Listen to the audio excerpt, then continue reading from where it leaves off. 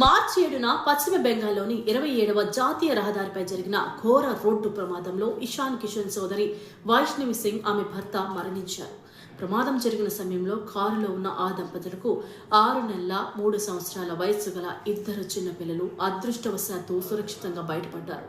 తన కుటుంబంలో ఇంత పెద్ద విషాదం ఉన్నప్పటికీ జట్టు మంచి కోసం ఇషాన్ కిషన్ ఫైనల్ మ్యాచ్ ఆడాలని నిర్ణయించుకున్నాడు.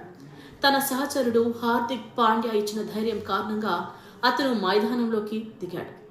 వ్యక్తిగత కష్టాలు ఉన్నప్పటికీ ఇషాన్ కిషన్ 25 బంతుల్లో 54 పరుగులు, 4 ఫోర్లు, 4 సిక్సర్లు చేసి అద్భుతమైన ఇన్నింగ్స్ ఆడాడు.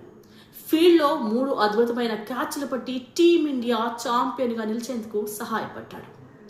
ఈ ఛాంపియన్షిప్ గెలిచిన తర్వాత తన బాధను పంచుకుంటూ ఇషాన్ కిషన్ ఇలా అన్నాడు: ఈ విజయాన్ని నా సోదరికి అంకితం చేస్తున్నాను. ఈ చారిత్రాత్మక క్షణాలను నేను చూడాలని ఆమె కోరుకుంది కాబట్టి ఇషాన్ కిషన్ భావోద్వేగానికి గురై ఈ ట్రోఫీని నా సోదరికి అంకితం చేస్తున్నాను అని అన్నాడు.